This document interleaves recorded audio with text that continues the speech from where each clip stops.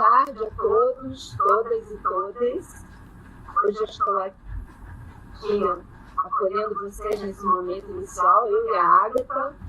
A gente vai para a nossa 113ª roda, ou a roda de número 113 da Frente Câmara de Capes, com o tema para discussão, para conversa, desafios atuais da rede de atenção psicossocial da Baixada Fluminense. Um tema bastante importante. Andei muito pela Baixada Fluminense quando eu trabalhei em Eiras. A gente vai ter alguns convidados que vão conversar inicialmente, falar, e depois a Ágata vai apresentá-los, e depois a gente abre para conversa com todos, ok? Sejam todos muito bem-vindos à roda de número 113 da Frente Família de Capes. Ágata, por favor. Boa tarde, gente. Meu nome é Ágata, sou extensionista aqui do coletivo, sou de serviço social da FRJ, vou estar auxiliando aqui na coordenação da roda. Desejo a todos e todas uma ótima roda. Passo a palavra agora para o professor Pedro. Boa tarde a todas as pessoas aqui presentes. Hoje nós vamos debater a situação da rede de saúde mental nos municípios da Baixada Fluminense. Nós queremos discutir a rede instalada, as dificuldades, os desafios, os problemas. É uma região extremamente importante, populosa. É uma região que tem próximo de 3 milhões de habitantes, tem municípios muito grandes, muito populosos, como Nova Iguaçu, Duque de Caxias, Belfort Roxo. E tem também outros municípios que não são tão populosos assim, São João do Meriti também, que é uma população de 460 mil habitantes, mas são municípios muito ligados, né? Muito próximos, numa região assim, densamente povoada, numa região com muitas dificuldades no tecido urbano, dificuldades econômicas, e com uma rede de saúde mental que nós vamos debater aqui para discutir o seu funcionamento, as barreiras de acesso e de que maneira que nós podemos compartilhar com todas as pessoas que trabalham na rede, usuários e familiares, os desafios aí da Baixada Fluminense. A nossa ideia é que a gente possa ter uma ideia geral da Baixada. Daqui a pouco nós vamos ouvir os relatos de alguns colegas de alguns municípios e vamos tentar ter uma ideia geral do funcionamento da rede de serviços de saúde mental nessa região, que é uma região enorme, né? Os municípios assim, da Baixada são Duque de Caxias, São João do Meriti, Belfort Roxo, Nilópolis, Queimados, Japeri, Mesquita, Nova Iguaçu. Mas também há um entendimento de que os municípios do lado de Magé, né, também fazem parte da Baixada, e do outro lado, Seropédica e Itaguaí também fazem parte da Baixada. Né? Tem duas definições para essa área da Baixada Fluminense, incorporando essas duas regiões que são, digamos assim, que completam esse conjunto de enormes municípios muito populosos daqui da região do Rio de Janeiro, do nosso estado. Eu acho que a gente tem que conhecer melhor essa região. Eu já trabalhei na Baixada, né? Já fui psiquiatra em Duque de Caxias durante alguns anos.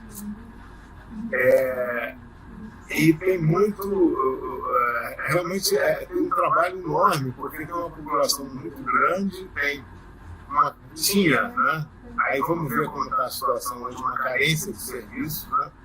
E dificuldades e desafios para o bom funcionamento da rede. 2 grandes escolas de samba, uma delas será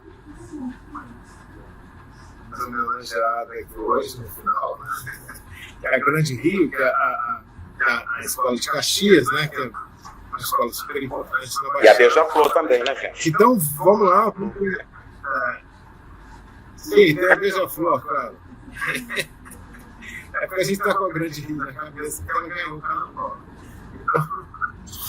Então, vou devolver a palavra para a Ágata, que vai coordenar. Hoje o nosso colega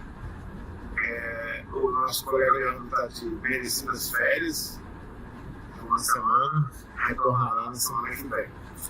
Então, quero agradecer também as pessoas com quem eu fiz contato, a Desiane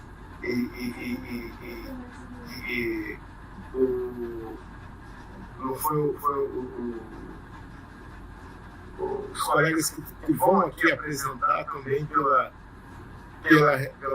pelos municípios da região, que vão fazer aquela fala inicial, né? Aquela fala inicial que constitui a matéria-prima para a gente fazer o debate depois. Agradecer também o Daniel Elia, que está aqui presente, o Wesley, que também está aqui presente, e passo então para a Ágata poder coordenar a nossa nota. Obrigada, professor.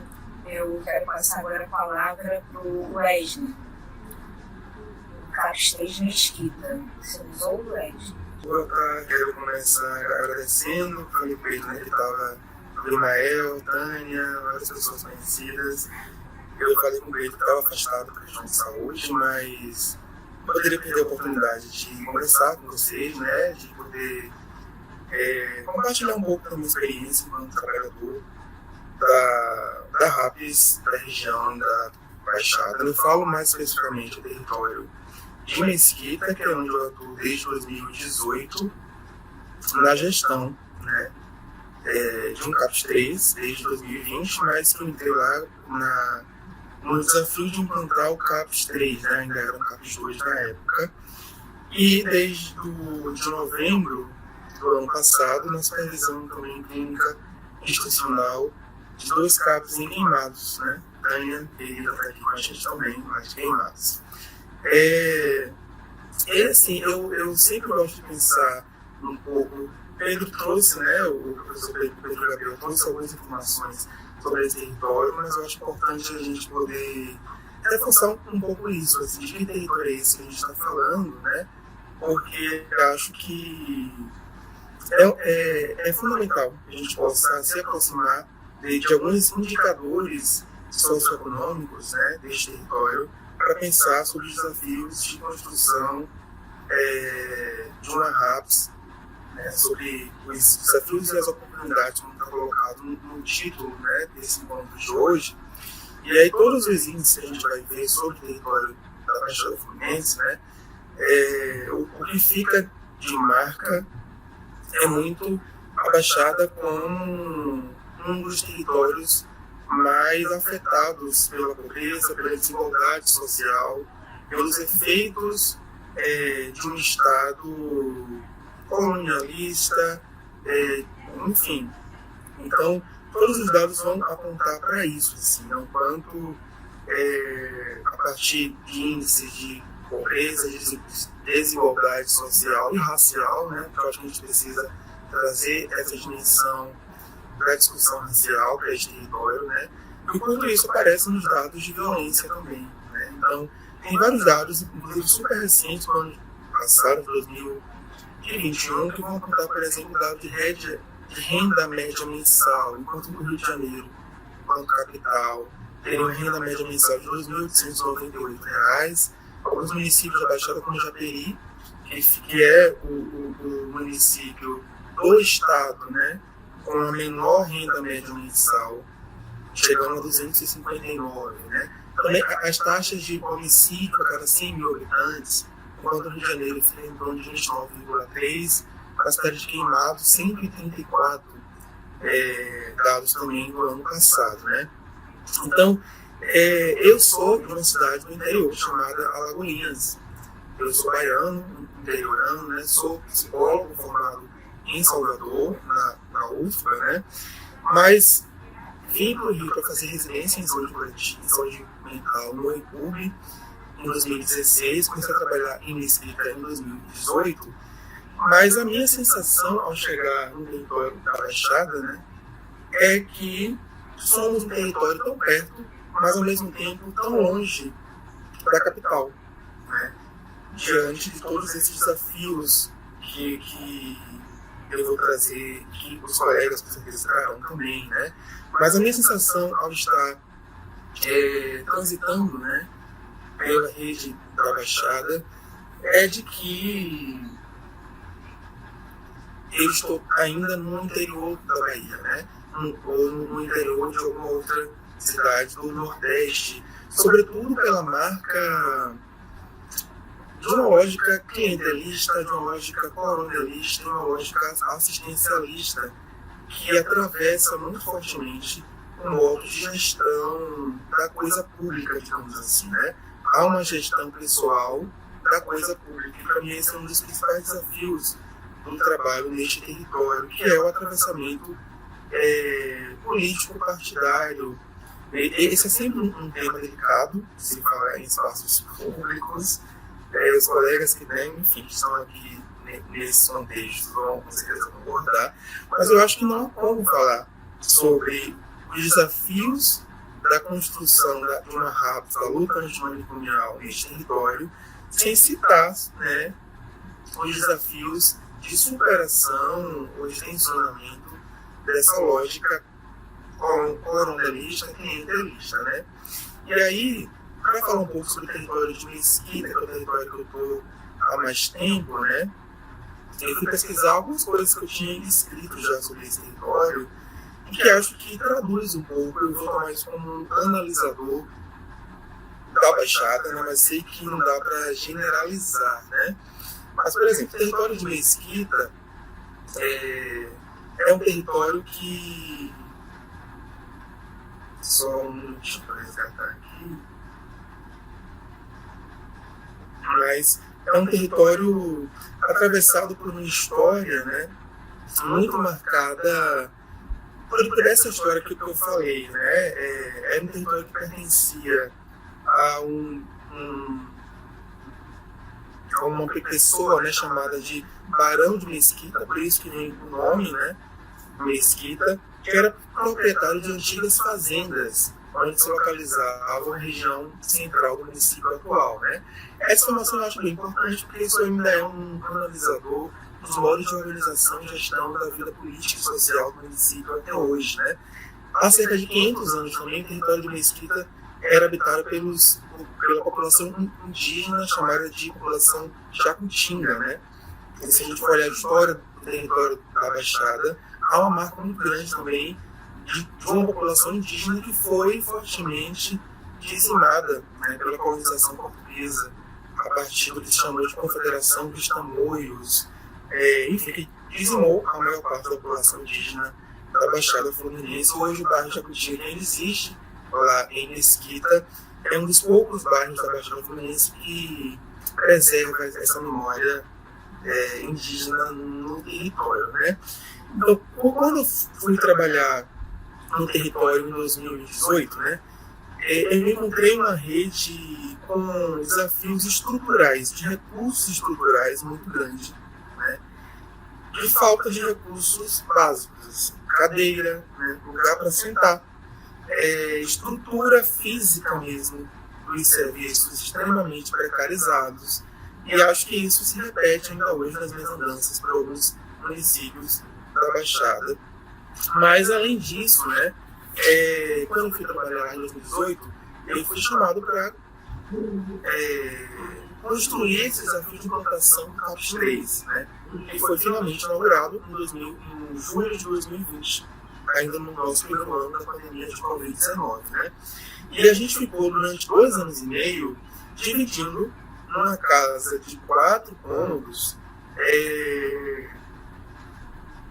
um serviço que era, na época, um CAPES 2 adulto e um CAPES AD 2 também, né? Então, ficamos 2 anos e meio dividindo nesses 4, 5 cômodos esses 2 serviços, CAPES AD e CAPES 2, né?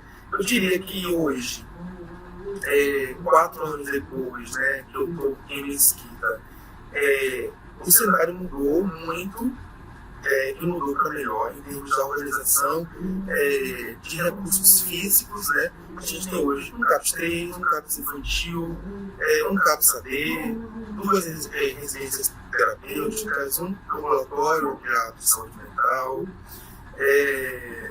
Mas eu acho que um dos fatores que favoreceu, né, essa ampliação foi, de fato, uma gestão que tem olhado um pouco mais para a saúde mental, né? Ainda que com todas as contradições, né? Porque foi o mesmo município que... E aí eu acho que esse é um outro desafio, além das questões estruturais, né?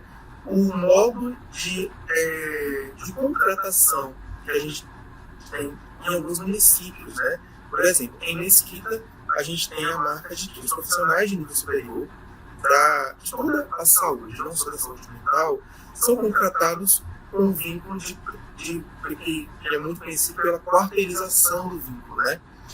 Então, não há, por exemplo, um contrato de CLT, de carteira assinada, algo do tipo. E não é nem uma pejotização, porque é como se fosse uma prestação de serviço, né? Não há um vínculo trabalhista assegurado em termos de direitos básicos, como férias, 13º, INSS, etc. Então, eu acho que isso é um outro desafio, pelo menos no território de Mesquita, né? E aí, no primeiro trimestre da pandemia, né, a gente foi surpreendido pela notícia de que todos os profissionais de nível superior teria, da saúde mental apenas, né, teria 2/3 do salário cortado. E a justificativa era de que deveria se investir na Covid-19, né? E aí essa foi a justificativa da época, né? E a gente questionou muito, né? Por que simplificar justamente a saúde mental no momento de uma crise sanitária com as proporções que foi a pandemia de Covid-19, né? E aí, assim, o que ficou muito claro pra gente, acho que esse é um analisador deste território mais uma vez, é que louco não volta, né?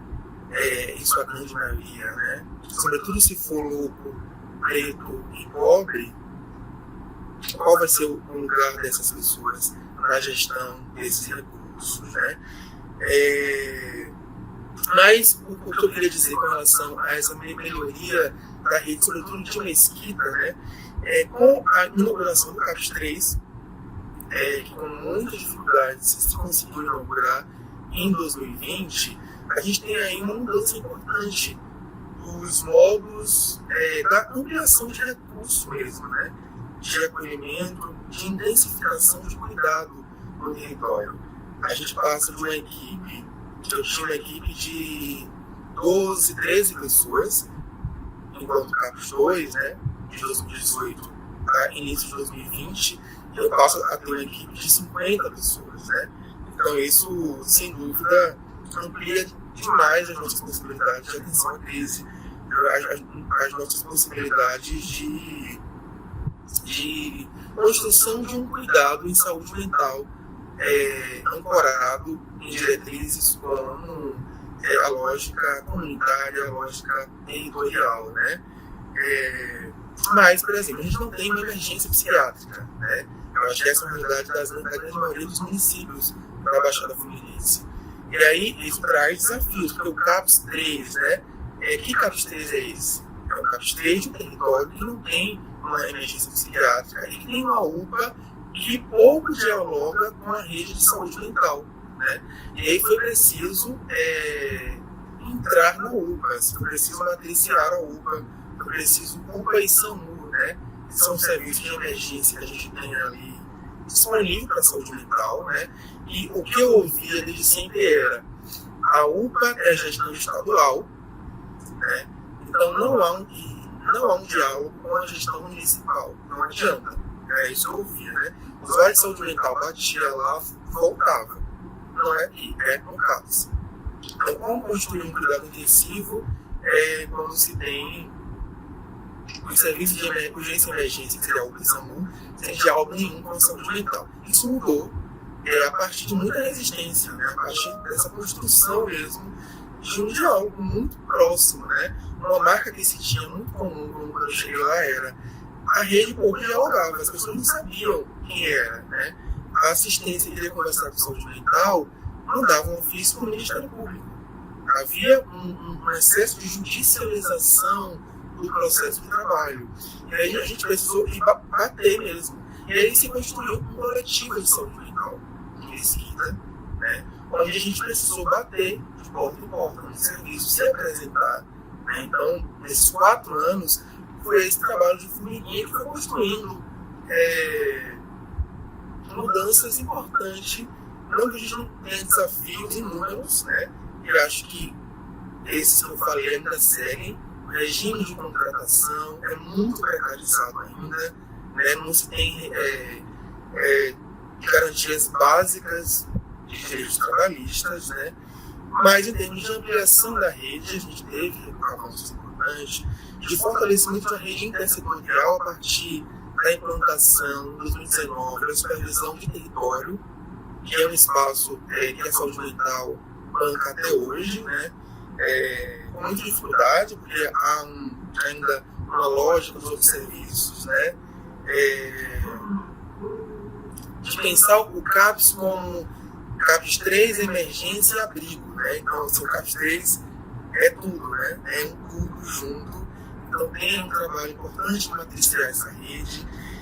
Mas eu acho que um outro fator fundamental foi a ampliação da rede de atenção básica. A gente tem um município com mais de 80% de cobertura da rede de atenção básica. Coisa, por exemplo, que em Queimados a gente não tem, né? Então, acho que esse é um outro marcador fundamental de avanço no trabalho da luta antimanicomial e da RAPS de Mesquita, que é a ampliação da rede de atenção básica. Não é possível se pensar na rede de saúde mental se você não tem o avanço das outras políticas territoriais, né?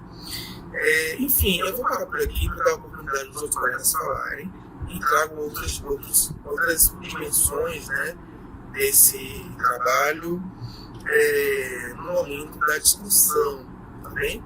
Acho que é isso. Com certeza eu deixei passar vários aspectos, mas obrigada, Wesley, pela sua contribuição. E agora eu passo a palavra para a Deisiane. Olá, boa tarde. Sou da coordenação do CAPS Leslie, um CAPS tipo 2, de Caxias, né? Entrei nesse CAPS em 2010, né, como terapeuta ocupacional, e há 3 anos tenho experimentado aí essa gestão, né, do CAPS. Eu escrevi algo aqui que eu acho que vai me ajudar, né? São poucos minutos, acho que é importante escrever. Breve relato sobre o CAPS Leslie de São Forte, sabe? O CAPS Leslie, ele, do tipo 2, né, foi inaugurado em janeiro de 2002. Fica localizado no bairro 25 de Agosto, no município de Caxias. Responsável pela cobertura do primeiro e segundo distrito, sendo que alguns bairros do segundo distrito é de responsabilidade do CAPS Livraria.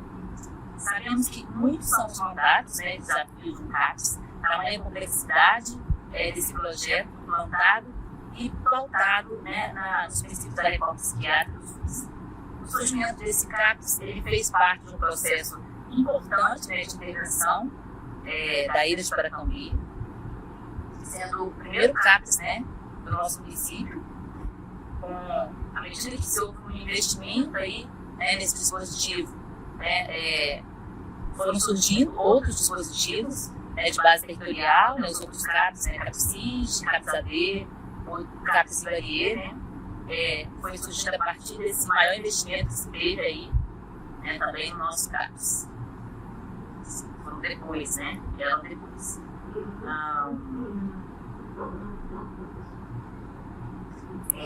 E aí, à medida que se tem essa ampliação, né, do serviço de base territorial, que a gente percebe uma redução assim, importante dos casos de longa internação, que por sua vez ocorriam, né, nos municípios vizinhos, né, às vezes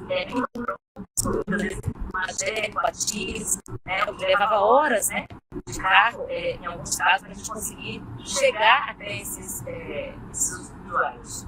Eles ficavam internados por meses, né? o mandato principal desse CAPS, no início, então, foi a desinstitucionalização. A equipe é uma equipe recém-chegada, nova, acabada de ser chamada através do concurso público, que houve naquele momento, com um desafio imenso ali, de poder construir uma equipe multidisciplinar a partir de discussões de casos muito complexos, graves, vindo em sua maioria da doutoreiros. A equipe, então, ela foi aprendendo na prática ali como trabalhar nesse serviço de base territorial e se colocava ali como uma alternativa ao manicômio, com o suporte, claro, das coordenações municipal e estadual, através de supervisões frequentes. Na época, a população ali, havia-se uma preocupação ali se a população receberia bem esse serviço, que seria um serviço novo, 2002 estava ali no auge do surgimento do Estado. Então, a população do entorno recebeu muito bem, acolheu bem, e até hoje, assim, são muito próximos dos nossos usuários, muito cuidadosos e participativos ali do nosso trabalho com os usuários. À medida que esses usuários foram sendo desinstitucionalizados, a equipe percebeu a necessidade ali de se criar novas formas mais coletivas de cuidado, que pudessem não só compor uma grade ali de atividades, que ajudassem na organização diária do serviço, mas também que possibilitasse ali a criação de novos afetos, novos vínculos, novos lugares no meio social. Esses sujeitos muitas vezes chegavam ali, aqueles serviços parcelados, destituídos de qualquer possibilidade, de anos de sofrimento ali nos hospitais. À medida que o CAPS ele passa a ter um lugar aí na rede do município, muitos serviços do Rio de Janeiro e também de outros municípios próximos, eles começam a redirecionar os nossos usuários para o CAPS, claro, para a Rio de Caxias. Começam a encaminhar, então, com isso começa a haver um certo inchaço aí, do serviço, que acaba gerando uma certa pressão naquele momento na rede para que novos serviços fossem criados, não só de caráter CAPS, mas também uma pressão ali para os ambulatórios, também que os ambulatórios pudessem receber e dar conta de casos graves também.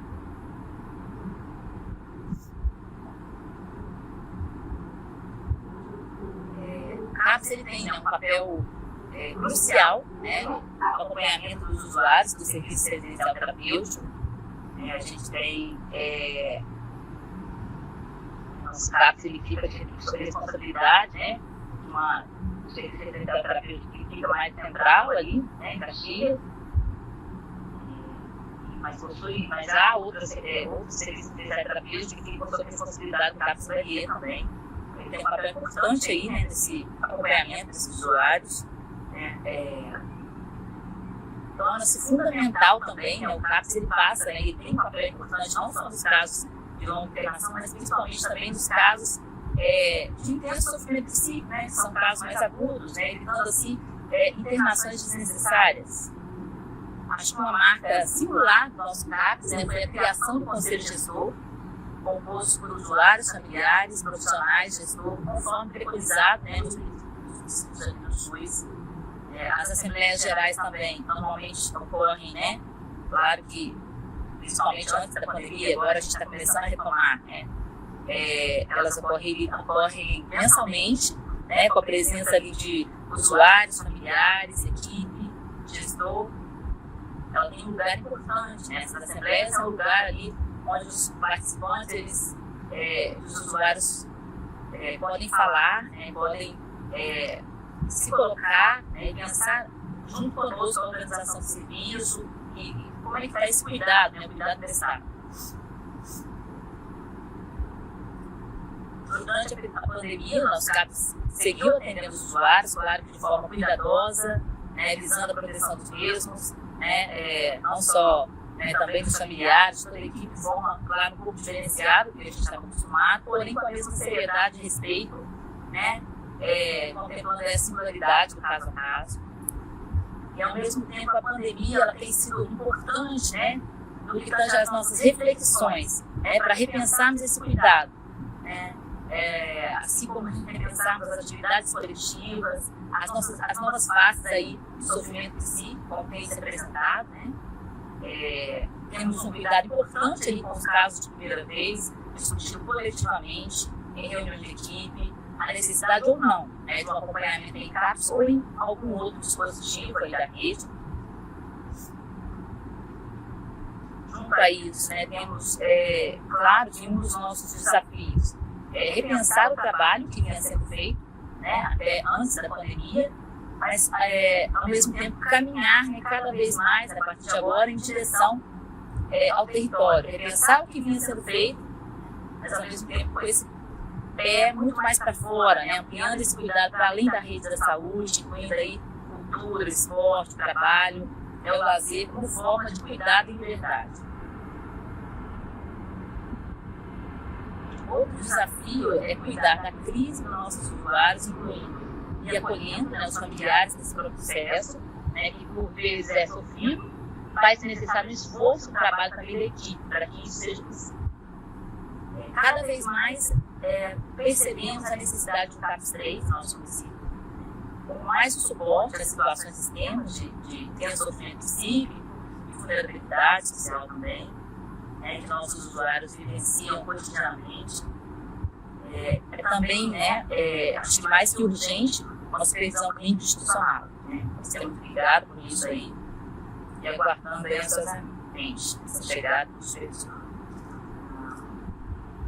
Nos últimos tempos temos discutido também aqueles casos que por vezes são acompanhados, né, no próprio domicílio, né? Poder repensar esses casos, né? Por que a gente tem, né, muitos casos que por vezes não conseguem sair de casa, não temos pensado assim, como é que a gente pode se debruçar, né? E é um trabalho árduo, assim, esses casos demandam uma energia, né, e uma intensividade, uma aproximação ali da residência, de poder não se conformar que aquele caso é um caso de acompanhamento domiciliar, mas pensar como é que a gente pode se debruçar e repensar a nossa forma de cuidar para que aquele usuário também consiga chegar no serviço, de alguma forma, do jeito que é possível, né? Nós temos, assim, infelizmente a gente tem um carro, né, que foi conquistado aí nas épocas boas aí, no ano passado, e a gente tem, de vez em quando ele quebra, mas tá lá, firme e forte, e é importante esse carro aí nessa nossa aproximação do usuário, né, na casa, mas ao mesmo tempo pensando como esse carro também pode ser útil para que esse usuário chegue no serviço, consiga também acessar a rede, né, de atenção básica, que a gente sabe que isso é um desafio. A gente vê o quanto é difícil, às vezes, no usuário, a gente vive isso na pandemia, né? Até para poder tomar uma vacina, quantas vezes é difícil e é complicado. Então, cada vez mais a gente tem pensado, né, que é urgente esse trabalho mais junto da atenção básica. Principalmente nesse pós-pandemia, né? A gente tem visto que isso é importante esse trabalho compartilhado mesmo, né? Não só com a atenção básica, mas também, né, com o consultório na rua, serviços aí da assistência social, enfim. Eu acho que é isso, assim, eu tenho muito prazer e muita alegria de poder fazer parte desse CAPS, né? Tenho muito orgulho, assim, de poder fazer parte dessa equipe. Agradeço a oportunidade que o Pedro Gabriel nos deu de poder contar um pouco, né?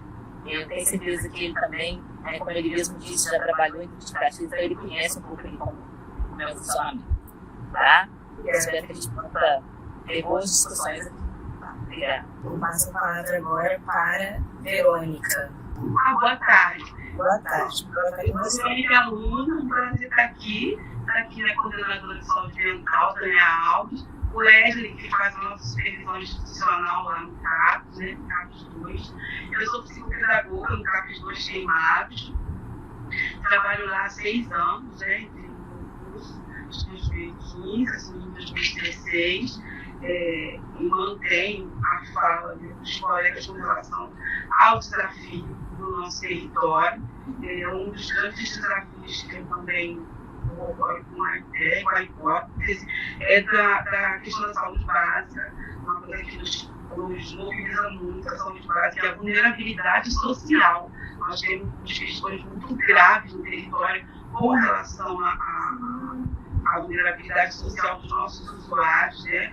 Muitas das vezes não tem acesso nem a saneamento básico, né? Saneamento básico, não tem acesso a uma alimentação de qualidade, a questão da medicação é uma coisa que nos move, fica assim complicado, né? Porque fica parecendo que a gente só tem queixas, né? Então, assim, independente de ser um desafio muito grande trabalhar no território de Queimados, é uma satisfação muito grande, porque a gente também conta com profissionais empenhados, né, em fazer um trabalho bacana. Nós somos uma equipe importante dentro do CAPES 2, lá não tem CAPES 3, nós temos CAPES 2, laboratório, internato, né? Mas comparando o CAPES 2 com uma equipe preza muito trabalho, faz o trabalho muito apoio. Eu fui uma das mais recentes no espaço profissional, tem colegas já que estão há bastante, há mais do que eu. Então, aqui também um dado para ser observado é a saúde mental do trabalhador de saúde mental. Essa é uma questão que incomoda bastante dentro do local onde a gente trabalha, né? Porque quando a gente toda essa precariedade foi colocada, a gente percebe que o profissional, mesmo assim, também muito vulnerável, embora a gente tenha essas comunicações, é uma própria de referência, né, da saúde mental, e a gente tem certeza de todo o esforço que é feito para que as coisas se organizem de uma forma adequada, né, para o usuário do espaço, mas assim, agora no período de pandemia, eu vi uma mobilização muito grande em torno, né, dos profissionais de saúde mental. Então, acho que uma sugestão para todos nós é que se mantenha, né? Que esses profissionais também sejam olhados e cuidados. Tem uma máxima que, assim, o cuidador precisa ser cuidado, né? E nós fazemos parte dessa equipe de cuidador. Então, assim, nós hoje estamos retornando ao nosso trabalho, né, de uma forma um pouco mais confortável no período ainda, né, de pandemia, mas com uma quantidade maior de pessoas vacinadas, embora tenhamos usuários ainda sem vacinação, mas às vezes é difícil essa mobilização em torno deles, dependendo de cada caso, mas a gente tem voltado às oficinas, né? A supervisão está há algum tempo, né? No tempo da UESG nós já tínhamos esse serviço de supervisão institucional que faz um acolhimento muito bom a nós, como profissionais do território, mas é essa baixada mesmo que eu trabalho em outros locais da Baixada, no Mato, então eu percebo muito essa questão que o Wesley trouxe da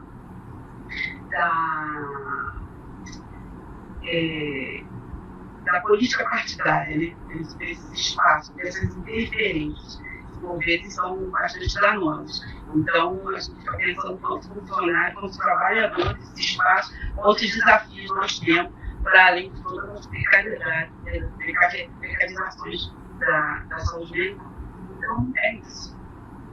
Obrigada. Muito obrigada, Verônica, pela sua contribuição. Vou passar agora a palavra para o Daniel Elia e em seguida eu vou abrir para a gente conversar, para fazer inscrições. Quem quiser se inscrever pode usar o recurso da mão. Já temos uma inscrição do AB, do Rafael, que é maior da Baixada. Então, vou passar para o Daniel Elia e depois a gente abre para a gente poder conversar e para o debate. A palavra está com você. Bom, boa tarde, boa noite já a todos.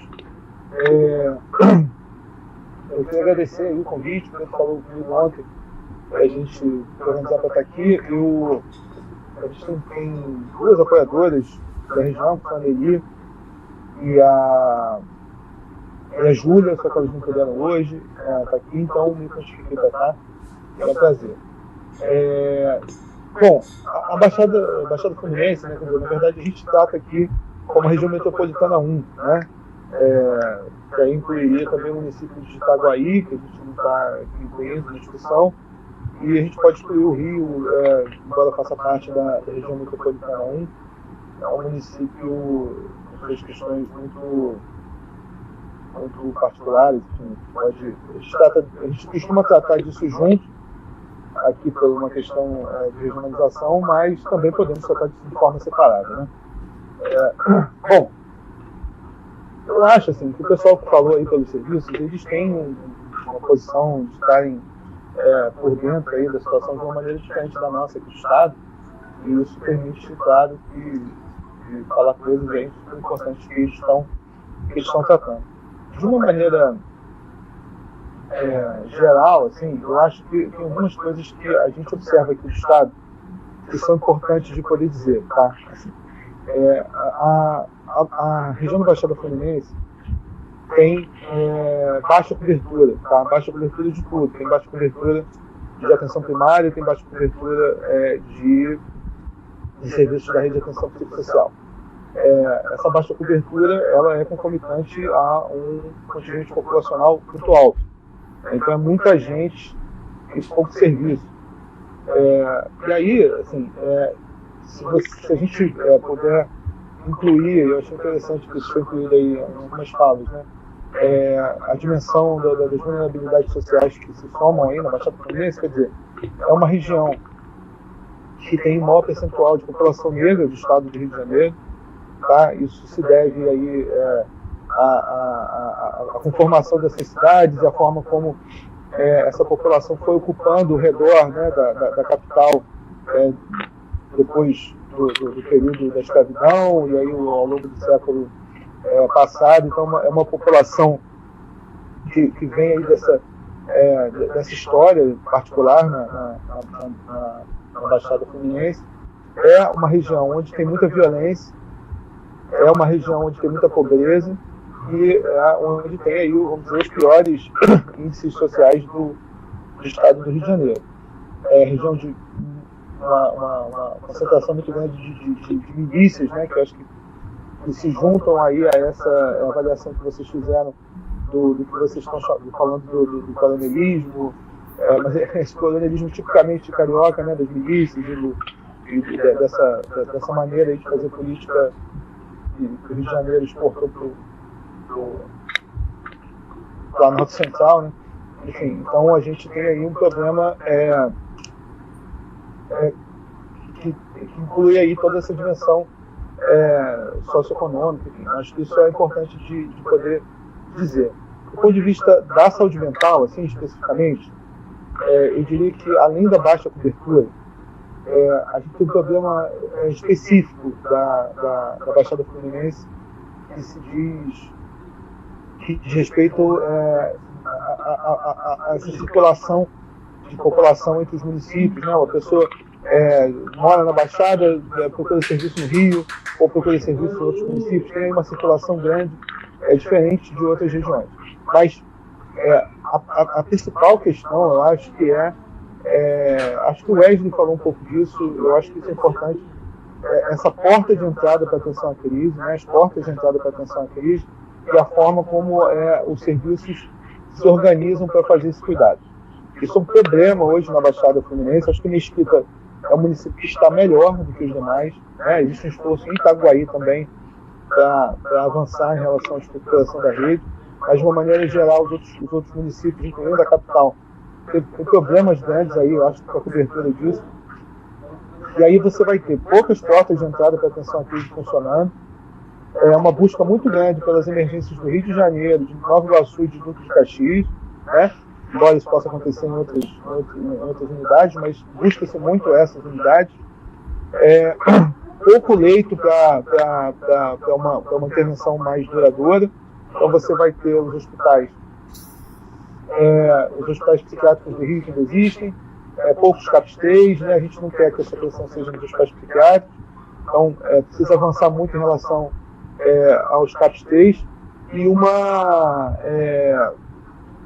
dificuldade de acompanhamento dos serviços em relação ao cuidado quando esse cuidado ocorre em outro lugar. Isso não é privilégio da Baixada Fluminense, acontece de forma geral, quando está em outro lugar, os CAPs têm dificuldade de acompanhar, mas esse momento de atenção à crise mais difícil, tudo mais, aí você vai incluir a questão de atenção da saúde mental em relação a usuários de álcool e outras drogas, vai ter uma ampliação, mas nessa dimensão eu acho aí dos casos mais graves, né? Eu imagino que isso, na ponta, para as pessoas que estão trabalhando, seja também uma angústia grande por conta da dificuldade, porque falta, é muito difícil dizer que a gente vai trabalhar isso com as condições que existem hoje nos serviços, né? Os serviços são muito depauperados, isso é anos de subfinanciamento de saúde mental, anos seguidos da Política Nacional de Saúde Mental voltada para ferrar mesmo a atenção psicossocial, e anos aqui no Rio de Janeiro de mais gestões públicas que colocam, por exemplo, os trabalhadores péssimos contratos de trabalho, enfim. Toda essa estrutura, que é desde a estrutura do serviço, a condição do trabalhador no seu vínculo de trabalho, na Baixada Fluminense isso é notável, né? No Rio de Janeiro também, e isso impacta, e eu acho que o problema da atenção à crise, ela fica mais claro aí em relação a isso, tá? Então acho que é um aspecto importante. A gente tem feito, acho que é também importante dizer isso para as pessoas que estão aqui, porque muitos são trabalhadores da rede, né? A gente tem feito um trabalho de planejamento junto às coordenações de saúde mental dos municípios. Eu não sei como que isso está tendo participação aí do serviço em si, enfim. Mas eu acho que é um momento importante para a gente poder tentar aí botar em documentos oficiais, né, trazer aos secretários de saúde a oportunidade de se comprometerem com alguma coisa em relação à saúde mental, porque se a gente vai pactuar isso em si, isso tudo dá um lastro grande para a gente poder depois, junto aos órgãos de controle, enfim, avançar na rede de atenção psicossocial. Mas é mais ou menos isso, assim, não tenho muito mais a dizer a princípio, e estou aqui à disposição para a gente continuar conversando. Muito obrigada, Daniel, pela sua fala. Eu vou passar agora a palavra para a Tânia, e a gente está aberto para a inscrição para o debate, para a gente poder conversar. Só levantar o recurso da mão. Oi, gente, boa tarde. Eu vim para prestigiar a Luna e o Wesley. Tive a grata surpresa de estar com o querido professor Pedro, Gabriel, que legal, Daniel também. E todos vocês, né? Alguns conheço mais de perto e outros nem tanto. Então, eu sou aqui de Queimados, eu atuo na gestão em saúde mental desde 2014 e tive antes uma passagem de 10 anos no serviço de assistência social. E quando eu cheguei aqui nesse meu município, em 2004, eu só tinha um plantão social e existia apenas um ambulatório de saúde mental. Esse ambulatório foi criado por concurso público e é uma característica aqui da cidade. A rede é toda de servidores, mas os cargos de gestão de coordenadores em cargos comissionados. Quando eu entrei, existia uma proposta de coordenadores técnicos. Eu fui atravessando aí alguns governos.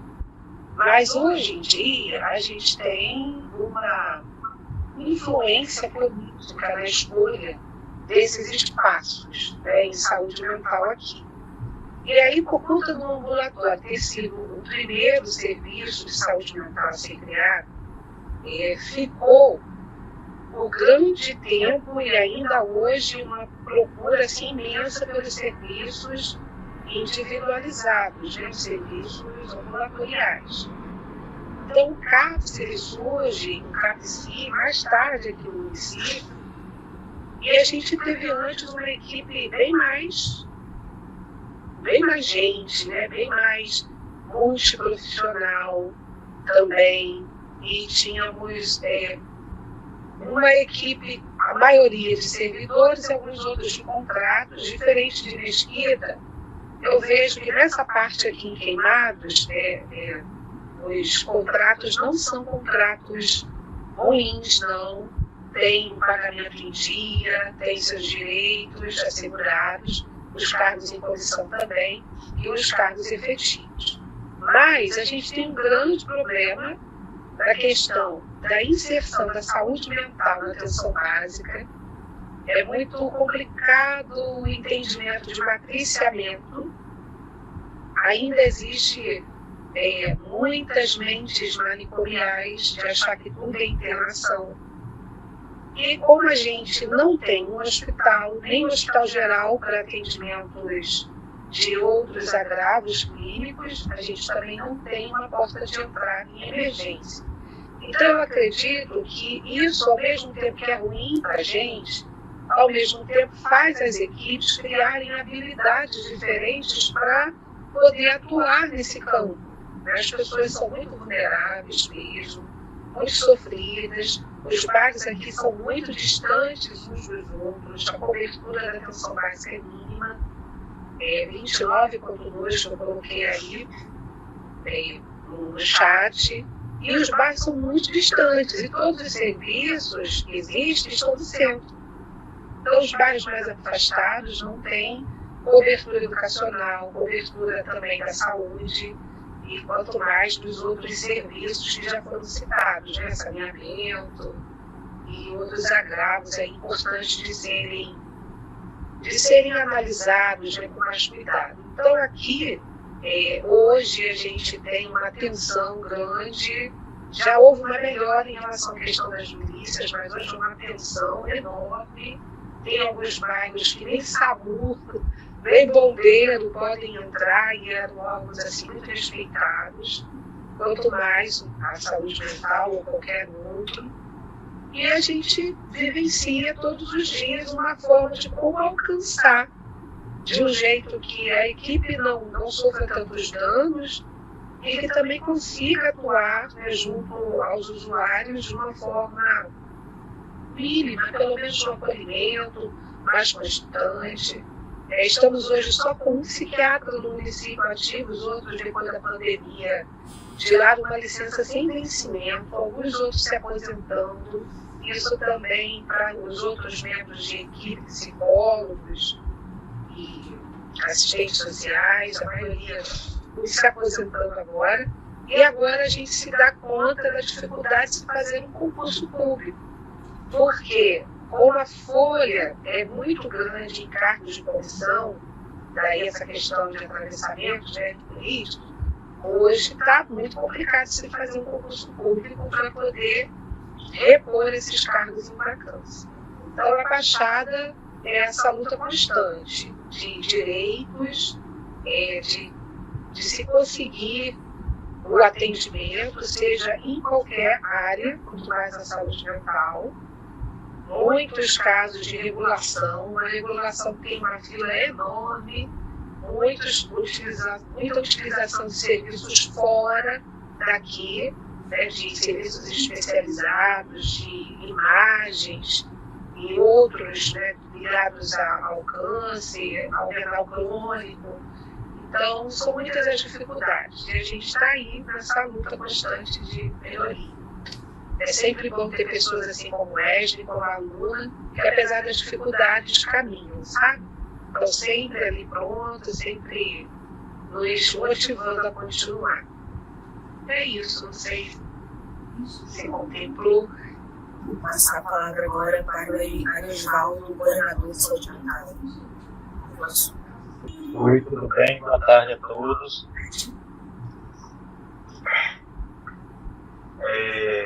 Eu me chamo Arisvaldo, sou coordenador de saúde mental do Nova Iguaçu desde 2017, né? Agora já trabalho desde 2013.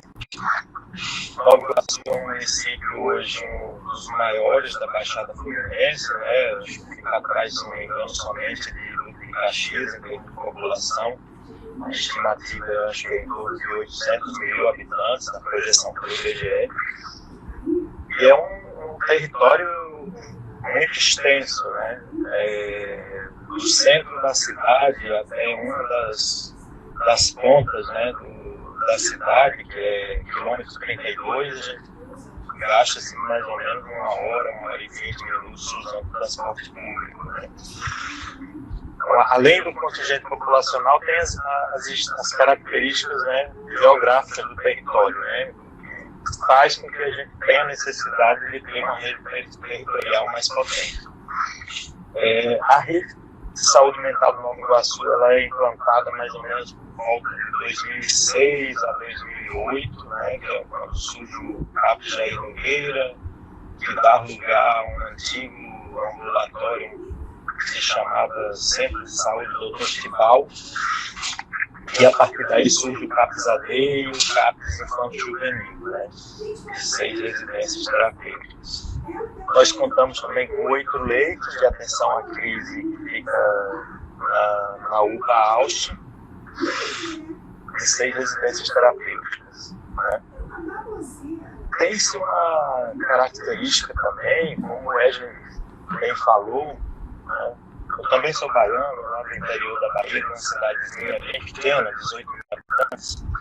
Quando o Wesley fez essa menção aos atravessamentos políticos, né, dessa forma coronelista de se administrar, me lembrou um episódio em que um determinado vereador havia indicado uma profissional para ser diretora de um CAPS infantil, que ela tinha formação na área de turismo e nunca tinha tido experiência nenhuma na área de saúde mental. E aí, na hora, eu fui um pouco desaforado com ele, né? Ele disse assim: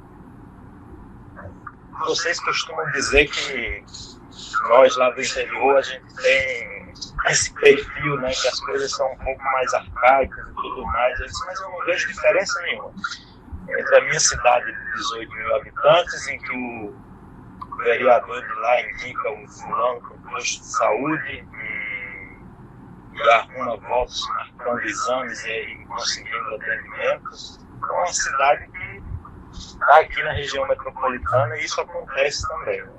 A Baixada ela é muito permeada por isso, né? Eu felicito aos colegas coordenadores, aqueles que não precisam passar por essa situação, né? Mas infelizmente é algo que acontece. E isso atrapalha o processo de trabalho, né, da saúde mental. Então, pense isso. Tem uma outra questão que a gente enfrenta, né? O Daniel Elia, coordenador de saúde mental do Estado, conhece um pouco do trabalho aí de cada coordenação. Ele vê certamente o desejo de todos os coordenadores. Tânia também está aqui há muito tempo, lá em Queimados, né? Márcia em Mesquita. O desejo que todos têm de fazer uma saúde mental com qualidade. Nem sempre os profissionais que estão na gestão, eles têm os espaços de decisão, né? A gente viu isso um pouco agora recente, porque o Estado tem o programa de cofinanciamento estadual, né, que é um programa que, por exemplo, ajuda no fomento das redes de atenção psicossocial da cidade, mas nem sempre nós gestores temos acesso ao poder de decisão, né, em relação ao uso desses recursos, né? Então, assim, isso é uma das dificuldades dos gestores da saúde mental da Baixada, né? O poder de decisão sobre os recursos, né?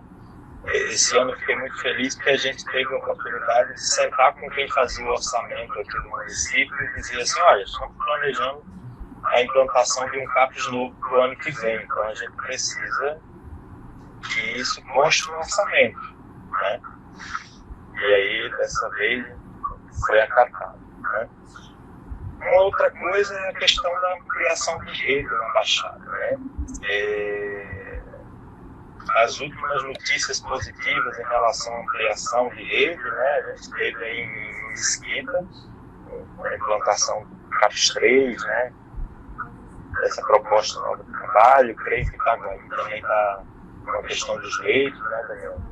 A gente vai implantar um CAPS Infanto Juvenil agora, aqui até o final do ano em Nova Iguaçu.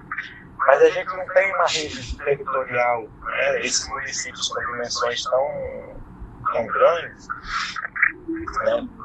Faltam dispositivos, né? Por exemplo, aqui em Nova Iguaçu a gente tem cerca de 8 CRAs na assistência social, em compensação, e esses CRAs eles estão territorializados, ofertando, né, serviços aí na área de assistência social de forma territorial. E aí eu fico usando como exemplo, se a gente tivesse o mesmo quantitativo de dispositivos de saúde mental, de CAPS, né, pelos territórios aqui no Nova Iguaçu, estaria com uma cobertura excelente, né? Para além da questão da rede de saúde mental, né, tem-se também uma cobertura baixa de atenção primária, já citada por outros colegas. Mesquita fez um trabalho muito excelente nesse sentido, porque justamente expandiu a atenção primária com qualidade, e a gente vê os reflexos disso também na rede de saúde mental. Um dos avanços que se tem na região da Baixada, né, e eu acho que isso vem muito depois que o Estado, com o cofinanciamento da RAPS, ele cria, né, uma possibilidade de investimento na supervisão clínica institucional, que agora a gente tem uma parcela boa dos municípios da Baixada com os CAPs tendo supervisão clínica institucional. E isso se deu, assim, principalmente depois da questão do investimento, do cofinanciamento da coordenação de saúde mental do Estado. Né? Por exemplo, Nova Iguaçu hoje tem os 3 CAPs com supervisão, aí falando Queimados com supervisão, né? Mesquita com supervisão, tem alguns outros municípios que também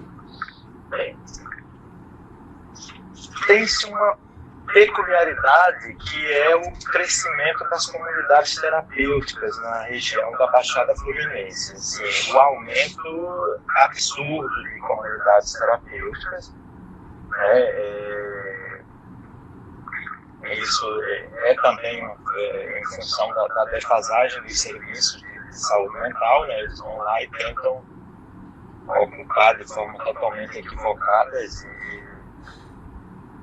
espaço. A questão da atenção à crise já foi bem citada, né? Mas acho que vamos falar um pouco de possibilidades, né? O Anderson, que é coordenador do CAPS AD, aqui de Nova Iguaçu, e ele também é supervisor do CAPS Mesquita, ele também está aqui. Acho que ele pode falar um pouco da questão da supervisão do território, que foi uma experiência positiva que a gente vem tendo aqui no Nova Iguaçu. E, assim, da questão de se fazer, né, cada vez mais o CAPS extramuro, o CAPS nos territórios e da potencialidade que se tem, né, nos territórios, né? E, já que a gente não tem essa rede ideal, essa rede, né, de dispositivos em todos os territórios, como é que a gente faz para fazer a rede, né? Acho que o Anderson, se ele ainda tiver, pode falar. E tem alguns autores que podem nos ajudar nessas dificuldades que a gente encontra na Baixada, né? Os órgãos da Justiça, por exemplo, o Ministério Público, a Defensoria, né? Embora eles demandem muito, judicializem muito, quando eles judicializam a melhoria da rede, né, o investimento nas condições de funcionamento da rede, a expansão da rede, eles são de grande ajuda, né? Tem-se um trabalho hoje em dia do Núcleo de Saúde Mental da Defensoria do Estado que está resultando em judicialização em relação à expansão da rede de saúde mental, dos municípios da Baixada. E isso é uma das formas de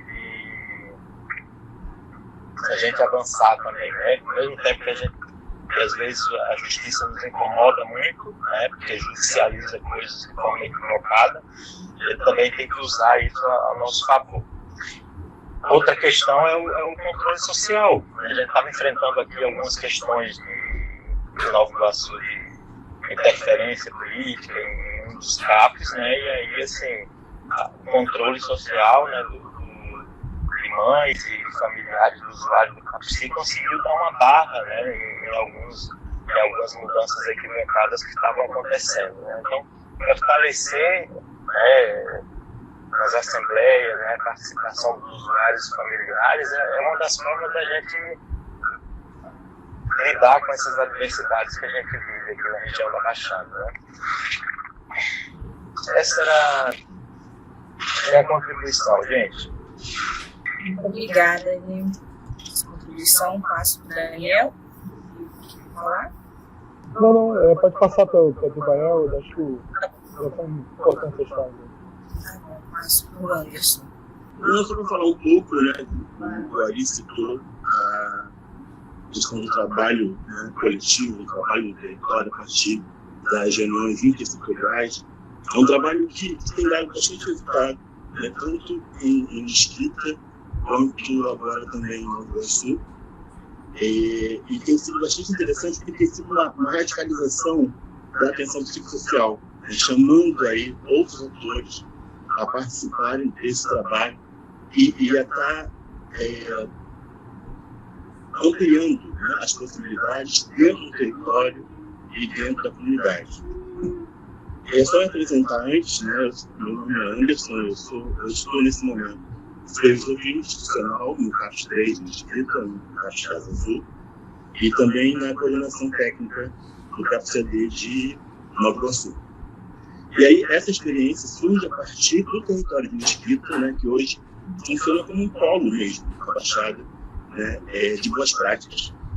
E aí, em Mesquita foi implantado a supervisão territorial, onde, a partir da saúde mental, nós chamamos outros atores, basicamente assistência, né, saúde, a atenção básica, a educação, para poder discutir casos, né, de saúde mental que aparecem no território e que tinham dificuldade, né, de atendimento nesses dispositivos. E a partir dessas discussões a gente amplia o atendimento, trabalhando tanto no aconselhamento, como educação permanente, né, ampliando muito as possibilidades. Em Nova Iguaçu, esse trabalho surge a partir do contato com a assistência social, na discussão de um caso onde, já com a experiência de Mesquita, é proposto um trabalho mais intersetorial. E aí, a partir do CRAS, nós chamamos de CRES, que chama o CAPES 3, e fomos ampliando, e hoje a gente consegue ter um coletivo, né? O município é muito grande, então nós temos um coletivo da URG, né, de Austin, de Soares e Nova Era, que funciona como uma região administrativa. Né? E conseguimos fazer um fórum intersetorial, chamando todo o município para discutir essas propostas. Então tem sido uma estratégia interessante, né, para a gente existir, né, e também criar a partir da visão social. Então esse é um exemplo bom, assim, do que acontece, das possibilidades que estão acontecendo na Baixada. Obrigada, Anderson, pela contribuição. Eu passo a palavra agora para o Abimael. Desejar boas-vindas para essa moça. Eu sou morador da Baixada há 50 e poucos anos, né? Conheço bem essas situações todas que o Wesley falou, né? Que o Ari falou, a Tânia, e principalmente a partir do momento em que a gente entra no projeto Familiares Parceiros do Cuidado, no FSAM, eu passei a conhecer, né, com a coordenação do Pedro Gabriel, isso em 2009, 2010, né, Pedro?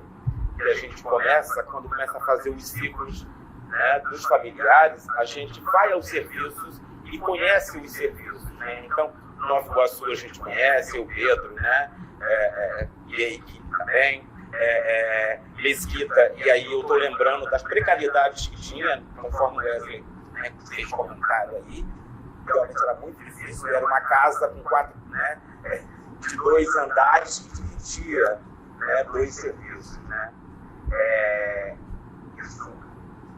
Agora, eu quero elogiar todos os profissionais, né, de lá. Eu estou aqui falando enquanto usuário, né, enquanto usuário do território, por ser morador, né. Então, tenho muito orgulho dessa potência desses profissionais, né, de Mesquita, de Lópolis, de São João de Meriti,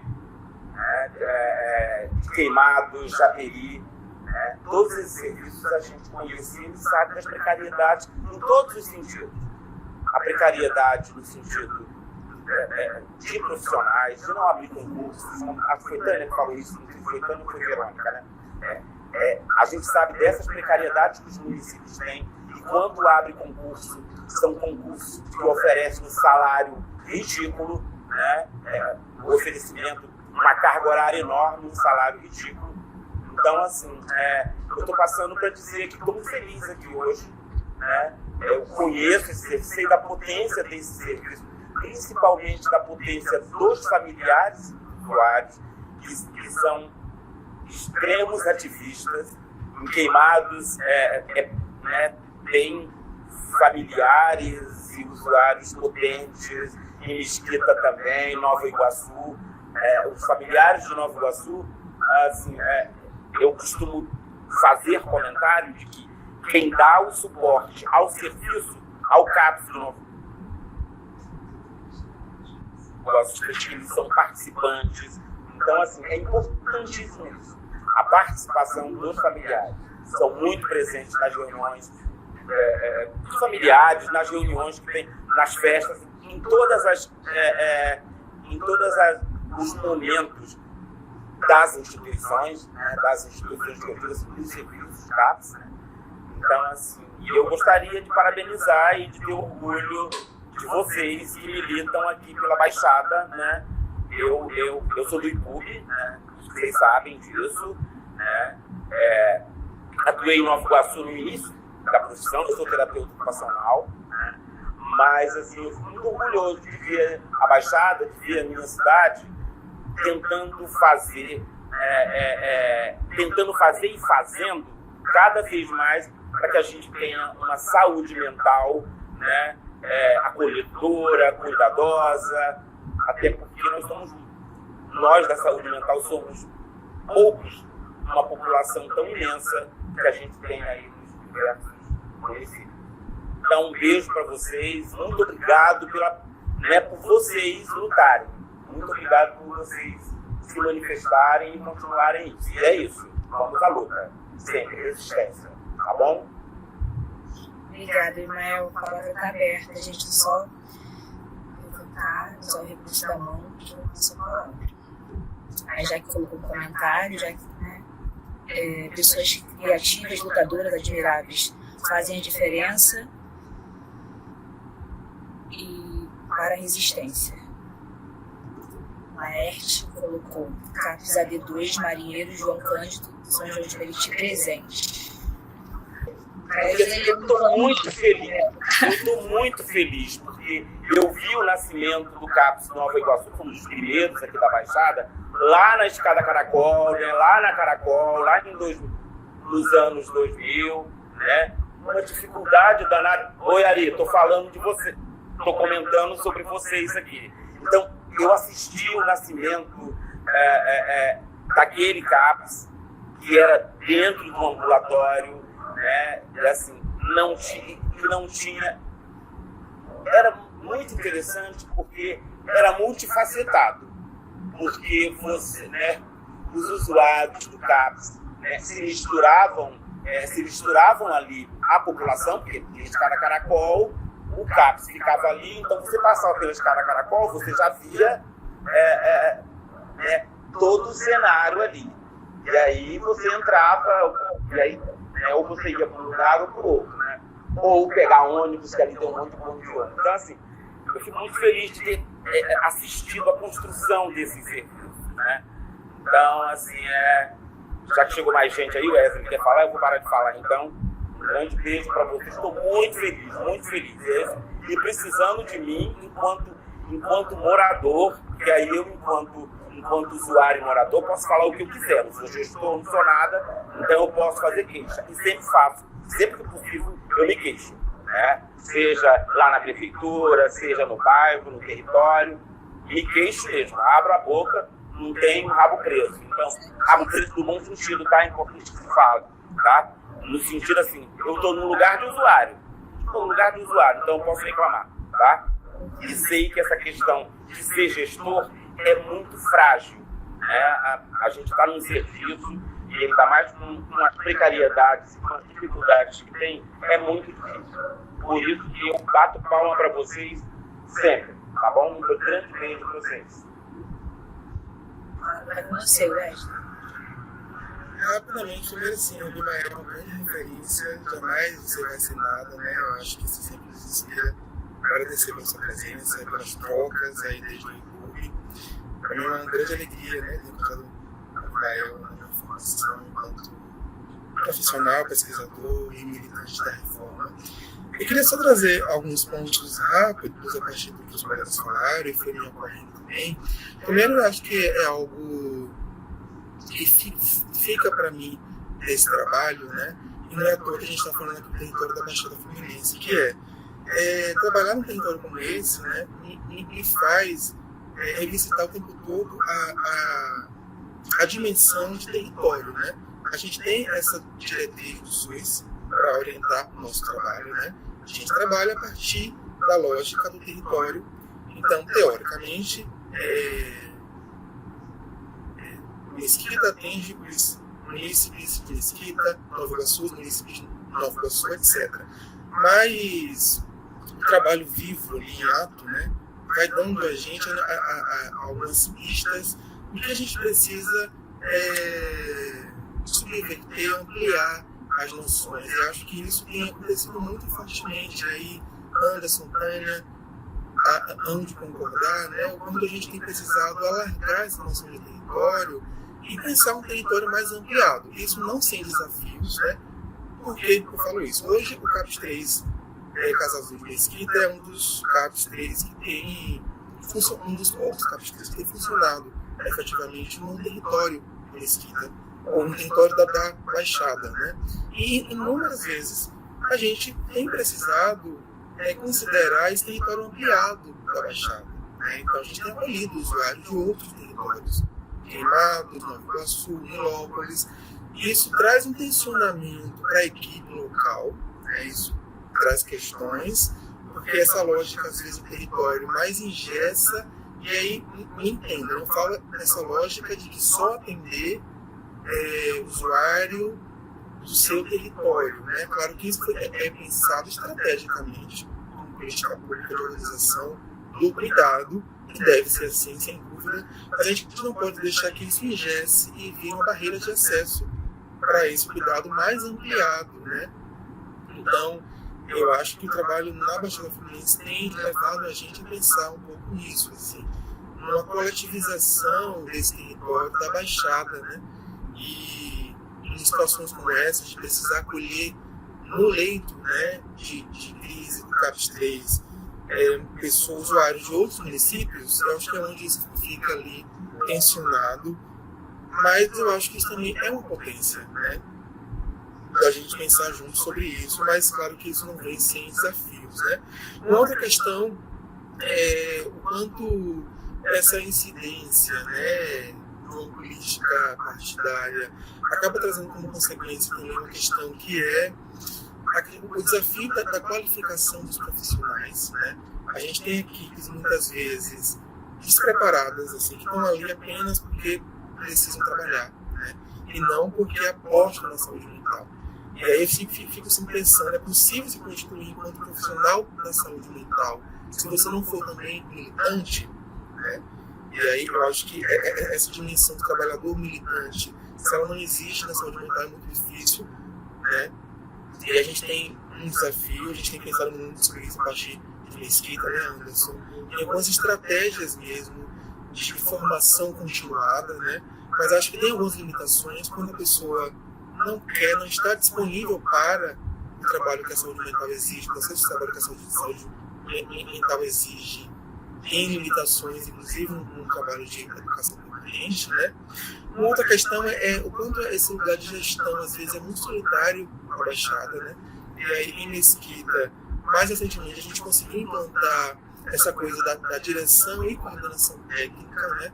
Sempre foi só o coordenador técnico, um espaço muito solitário. Sei que outros municípios têm, mas aí dividindo a coordenação técnica com a direção mais política, né?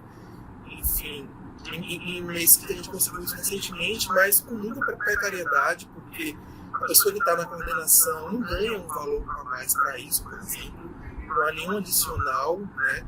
O vínculo é ainda muito precarizado. Outro ponto que sempre foi também uma meta minha, assim, era mudar a cara dos médicos dos serviços, né? A gente sempre teve médicos extremamente ambulatórios. Eu não vou dizer nem de ambulatorizados, porque existem ambulatórios bons, né? A gente tinha médicos que eram médicos que iam, atendiam 1 hora e tchau. pacientes, né? Sem nem olhar, tinham repetidores de receita. E aí Itamira, né, que dá nome a essa frente, ocupou o território da Baixada Fluminense e já nos falava disso há muito tempo, né? Os espertos ao contrário, que apenas repetiam receita. Então, essa era a cara dos médicos que eu tinha quando chegam no território de Mesquita, né? E essa foi uma prioridade nossa, assim, de mudar a cara dos médicos. Com desafios, porque qual psiquiatra quer ir para a Baixada? E banca permanecer na Baixada? Esse é um desafio, né? Mas hoje a gente tem médicos mais que trabalham de fato com atenção psicossocial, né? E eu acho que isso é um tensionamento de uma ambulatorização dos CAPs da Baixada, que acho que é um sintoma muito forte do território e, sobretudo, um sintoma da pandemia, né? Que a gente vem tentando cuidar de diferentes formas, mas que isso segue muito fortemente. O Ari Oswaldo falou da justiça como parceiro importante nessa rede intersetorial. A gente tem usado a justiça como um ponto de estratégia aí no fronte de batalha, né? A gente tem dialogado muito com a promotoria, com a defensoria, né? Chamando esses órgãos para discutir, né, o processo de trabalho, para pensar conosco casos, e tem sido muito importante. A gente tem tido frutos muito importantes desde 2019, né? Enfim, você fala também sobre essa questão da presença da comunidade terapêutica, né, e da religião. Isso é um problema local que a gente precisa pensar, né? E aí, para finalizar, né, eu ainda tenho a sensação que muitas vezes profissionais e a rede do Rio, da capital, né, olha para a rede da Baixada como assim, o território da Baixada é um território periférico, então os profissionais também são tratados como profissionais de segunda categoria, de terceira, quarta categoria. A gente ouve muito isso ainda, né? Então eu quero terminar minha fala trazendo um pouco uma fala de valorização dos profissionais, né? Muitas vezes o recurso que a gente tem na Baixada são os profissionais que com os seus corpos, com a sua presença e sua resistência têm se colocado como recurso, né? Isso é muito forte, por exemplo, em Queimados, a aluna falou disso, né? E eu tenho certeza que em todos os municípios, né? Então, é preciso valorizar esses profissionais que não deixam a desejar em termos de disponibilidade, de trabalho a profissional de nenhuma outra rede, né? E aí já deixo também aqui uma sugestão que a gente possa retomar e pensar a partir do coletivo Itamira, né? A retomar o intermunicipal dos municípios da Baixada Fluminense. Eu acho que se não for pela coletivização, a gente não vai conseguir avançar, né? E aí os profissionais, os gestores ficam muito numa posição difícil, porque a gente sabe que os vínculos são muito precarizados para os gestores, para os profissionais, em sua grande maioria também. Então a gente precisa chamar os usuários e os familiares e fortalecer e coletivizar essa luta, né? Então acho que o coletivo Itamira aqui é uma ótima oportunidade de a gente retomar esse fórum ampliado da Baixada Fluminense. É isso que eu escolhi esse instante. Muito obrigada, Laís, pela sua fala. Vou passar para Lisete. Gente, boa noite. Eu queria comentar, na verdade, né? Eu faço parte desse coletivo, da Frente Itamira. Tenho muito orgulho de fazer parte aqui. E também, como profissional de saúde mental, eu sou terapeuta ocupacional, eu me sinto muito acolhida aqui dentro. Imagino que isso possa ser bom para os profissionais, para os nossos profissionais de saúde mental. Imagino que isso seja bom. Então, eu vou adicionar aí ao que o Wesley falou, para a gente, como se fosse um convite para a gente participar mesmo desse coletivo que vem discutindo e compartilhando uma série de dificuldades desse desmonte das políticas públicas de saúde mental que se apresentam a cada município de jeito diferente.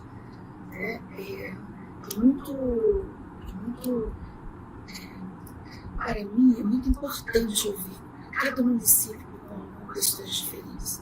Cada município com dispositivos diferentes, cada município com disposições diferentes de lutar. E embora se diga que a gestão é solitária, ela vem para cá, sabe, para conversar com o coletivo, sabe? Então, eu acho que é bom que a gente compartilhe e que a gente tira coisas assim, valiosas para o nosso andar, para o nosso caminhar, com todas as dificuldades que temos em cada lugar.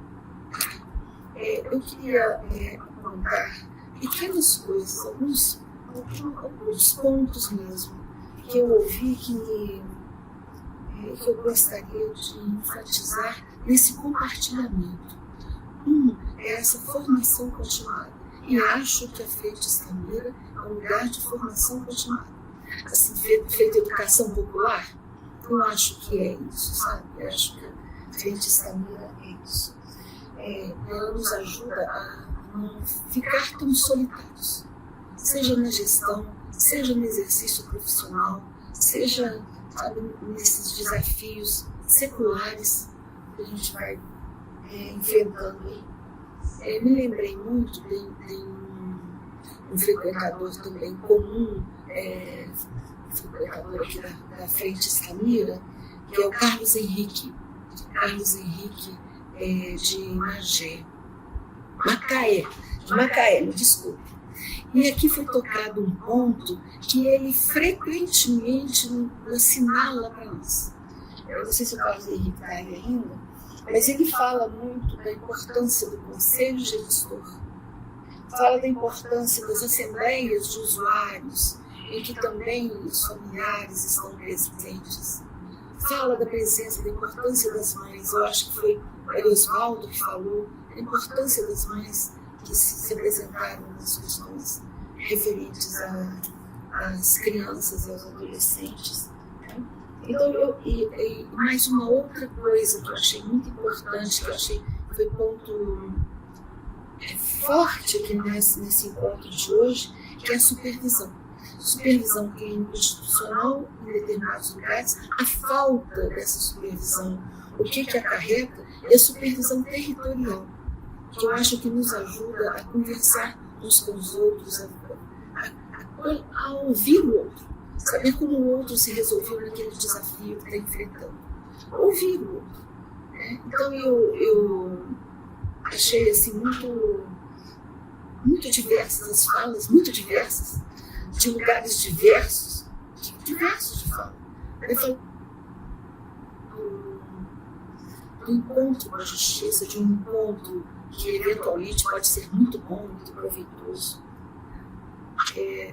A importância da luta, o Mael chamou muita atenção nessa situação. Ele, como usuário, essa rede de serviços, mas também a necessidade da formação dos profissionais que são militantes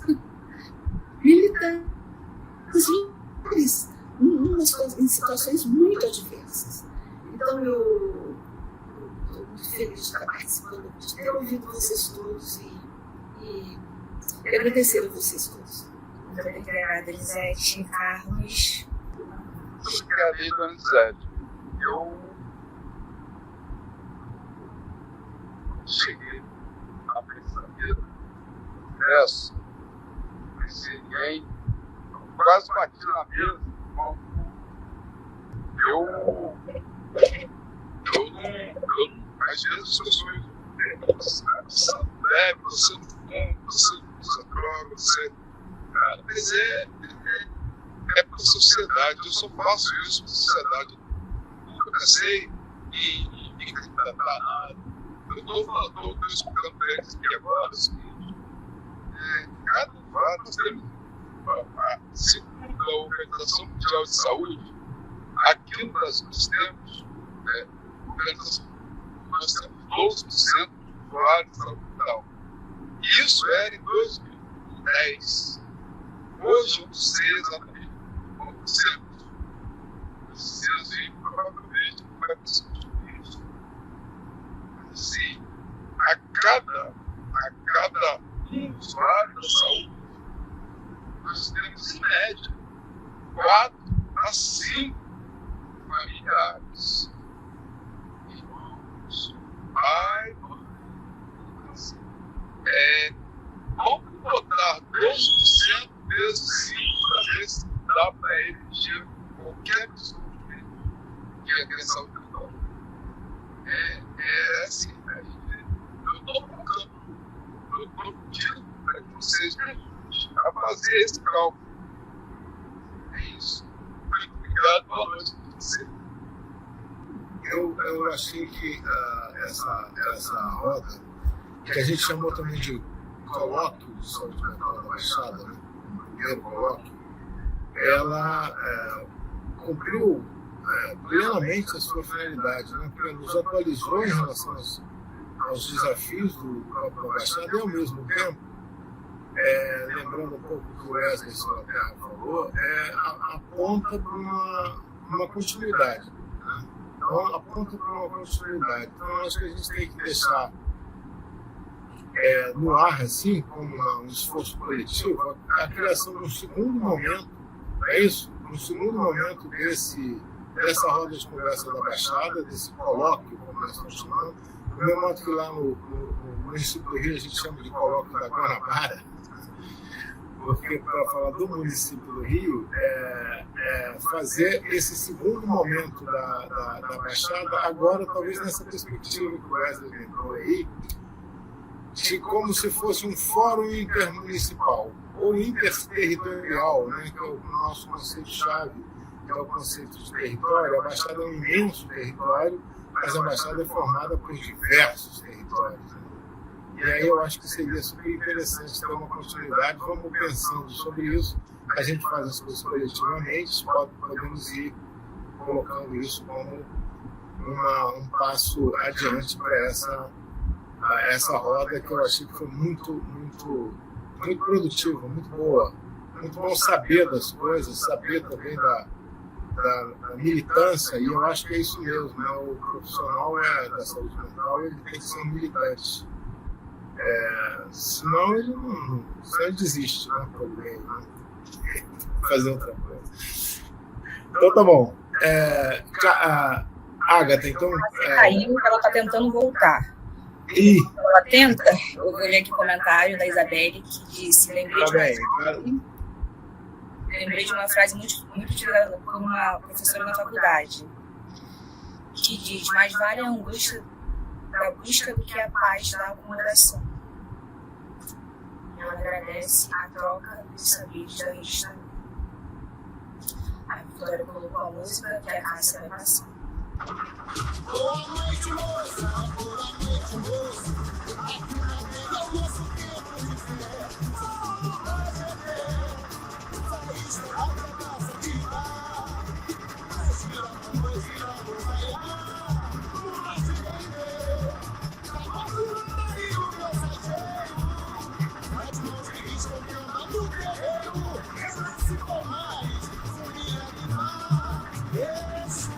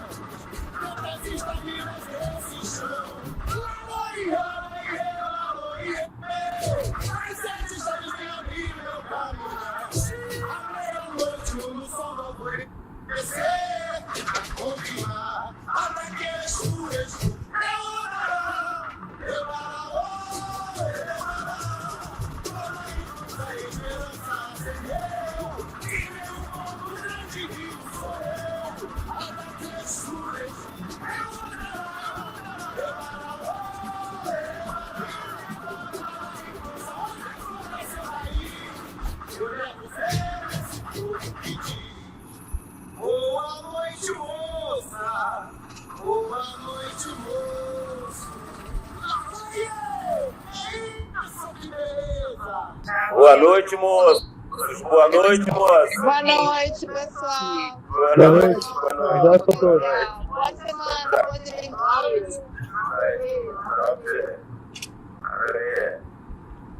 Tchau, Livete, adorei te ver.